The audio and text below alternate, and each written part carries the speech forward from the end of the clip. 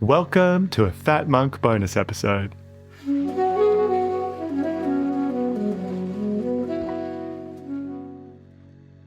A short take on things Taoist. Written by Xiaoyao Xingzhe and read by Nick Dent.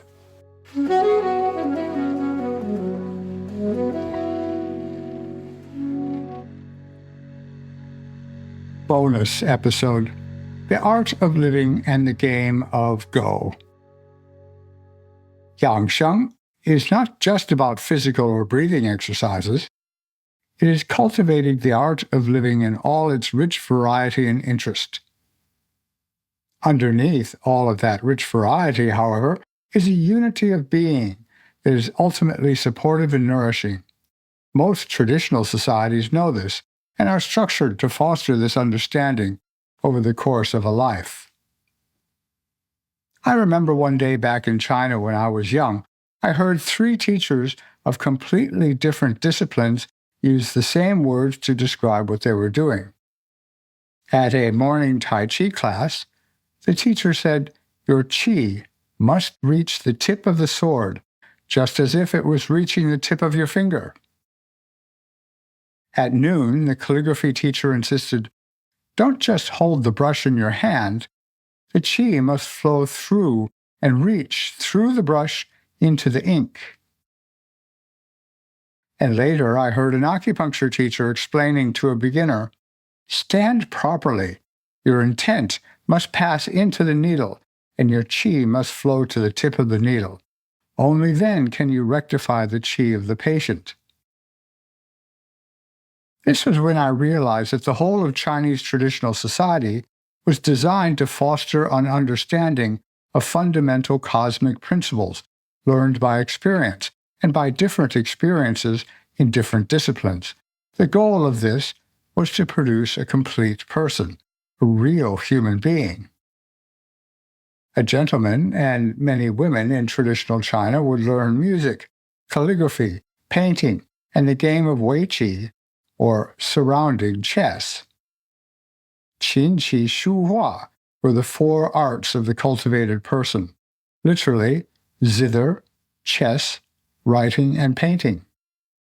All of these arts introduce different facets of the same cosmic principles. Let us take the most apparently trivial, the game of Go, or whcih. According to the Encyclopedia Britannica, whcih, or as is mainly known in the West, Go from its Japanese name Ego, or Baduk in Korea, was invented in China in 2306 BC. Confucius mentioned it in his Analects in the 6th century BC. There is a 1st century AD text dedicated to Go, which is still extant. At present, there are approximately 10 million Go players in the world at strong beginner level or better. Many Go clubs exist around the world, but even more Go is played online internationally. Here's how to play. The game is very simple. There are 361 identical black and white round pieces called stones. These are used to mark off territory. The winner has the most territory. You begin with an empty board marked with 19 lines horizontally and 19 lines vertically. Black begins by placing a stone at any of the intersections of those lines. Then white follows, placing a stone at any other intersection. Stones do not move, and the pieces remain on the board unless captured. A piece is captured when it, or a group it is linked with, has no connection with open intersection, no breathing space. The game is over when both players agree to end. Despite this simplicity, until 2015, there had been no computer program that could beat a high-ranking player in Go, and designing one that could had been a premier challenge in AI for several decades. In 2016, AlphaGo, a project using neural network deep learning, was developed by DeepMind Technologies, and more recent programs have not only become stronger, but have influenced the way the game is played by humans, mainly by challenging long-established best moves in certain set positions. Famous players. Confucius and Mencius both mention the game.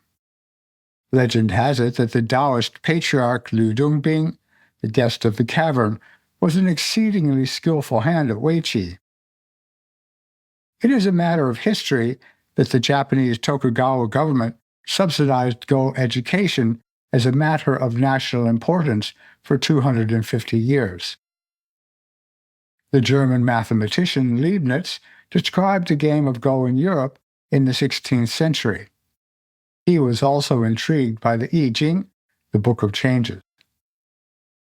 Mao Zedong was a consummate player, and it is argued that this contributed in no small way to his success at guerrilla warfare. All the principles in Sun Tzu's Art of War apply perfectly to Go, much more so than to Western chess, as we shall see. The principles of the universe. What are the cosmic principles one would learn by playing whcih? Normally, one would simply play the game and subtly absorb the principles in the usual Taoist way, learning without words. Of course, if a student was particularly slow, one's whcih master would point these things out. Here is what my whcih master told me. The board is square, like the earth.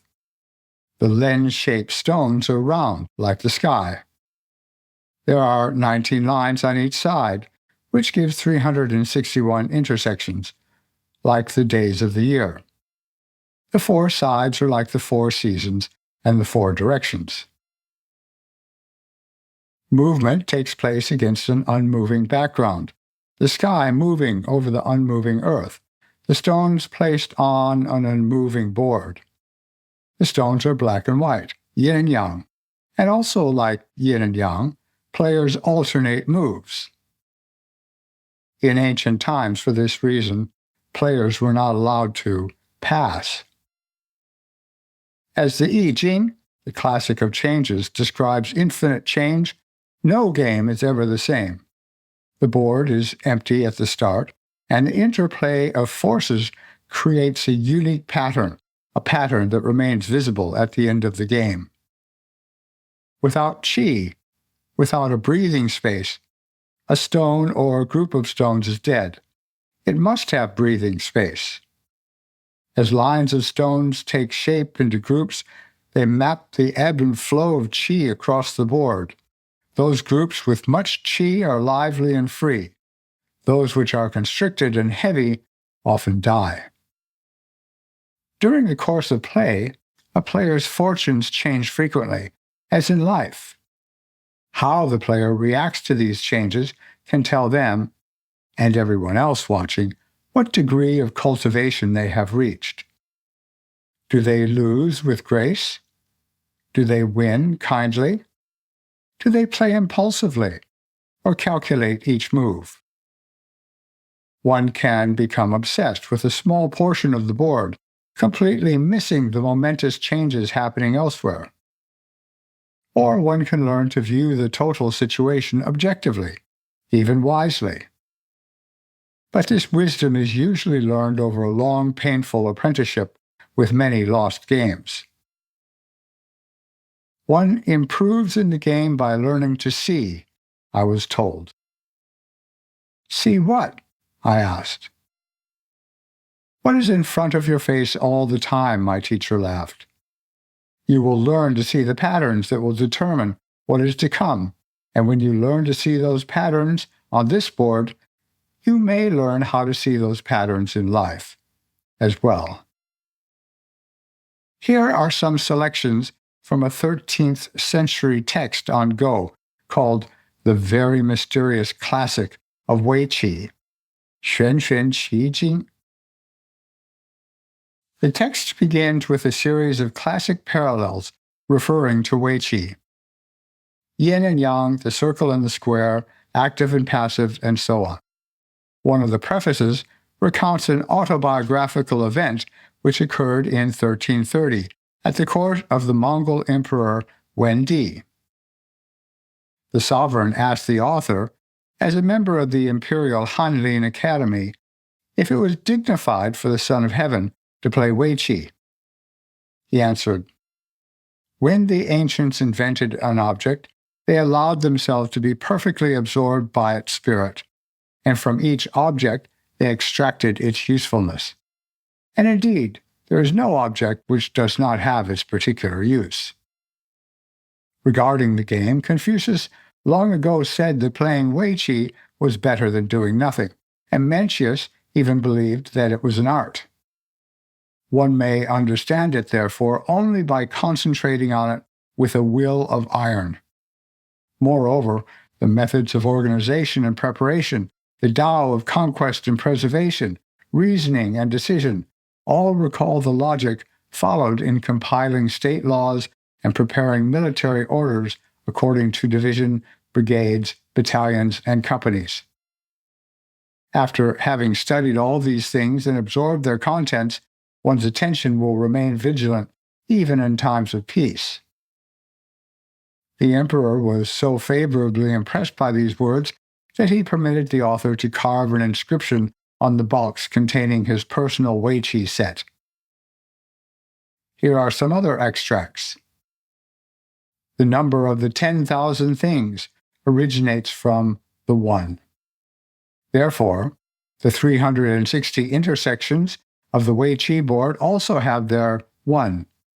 The One is the generative principle of numbers, and considered as a pole, produces the 4 cardinal points.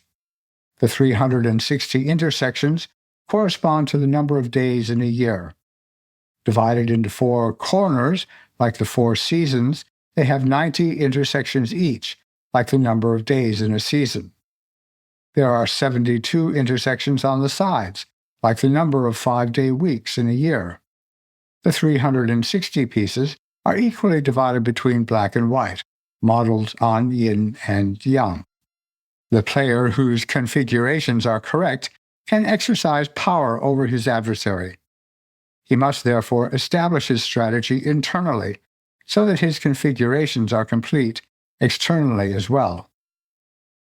If he is able to work out who will win while the game is still being played, he has calculated well. If he is not able to work this out, he has calculated badly. If he does not know who is the winner and who is the loser at the end of the game, he's made no calculations at all. The wise man is able to foresee even things which are not yet visible. The foolish man is blind, even when the evidence is placed in front of his eyes. Thus, if you know your own weak points, you can anticipate what may benefit your adversary and thereby win. You will also win if you know when to fight and when to avoid conflict. If you can correctly measure the intensity of your efforts, if, exploiting your preparation, you can prevent your adversary from being prepared too, if, by resting, you can exhaust your adversary, and if, by not fighting, you can subdue him. In Lao Tzu it is written, "He who knows himself is enlightened." It is generally believed that sometimes many pieces may be lost, provided that the initiative is not lost. This is because losing the initiative means passing it to the other player, who did not have it before. Before attacking to the left, observe the right. Before invading the space behind your opponent's lines, observe what is in front of them. Rather than keeping endangered pieces alive, it is better to abandon them and acquire new positions. Instead of expending effort in making worthless moves, exploit every opportunity which allows you to strengthen your position. When there are many enemy pieces but few of your own in a given territory, first of all, carefully consider your own chances of survival. If the opposite situation arises, when your own pieces are numerous and your enemy is in difficulties, exploit that situation to extend your configurations. As the best victory is that gained without fighting, so the best position is one which does not provoke conflict. In any case, if you fight well, you will not lose, and if your ranks are not in disorder, you will lose well. Although at the beginning of the game you must arrange the pieces according to the rules, at the end you must use your imagination in order to win. Do not boast of victory, nor complain about defeat. It is proper for a junzi, a gentleman, to appear modest and generous. Only vulgar persons manifest expressions of anger and rage. A good player should not exalt his skills. The beginner should not be timorous, but should sit calmly and breathe regularly. In this way, the battle is half won. A player whose face reveals a disturbed state of mind is already losing. It may be said that in whcih, the life of one is the non-life of the other, that the near and the far complement each other, that the strong configuration of one corresponds to the weakness of the other, that the advantage of one is the disadvantage of the other. This means peace, but not serenity. It means that one may establish oneself, but not remain inactive. In the same way that danger may lurk behind peace and serenity, remaining inactive means being annihilated. Remember the words contained in the I Ching, the Book of Changes. The junzi is at peace, but does not forget the danger. He affirms his position, but does not forget the possibility of being destroyed. Thank you for listening to the Fat Monk podcast, produced by Ben Thomas with music by Flora Carbo.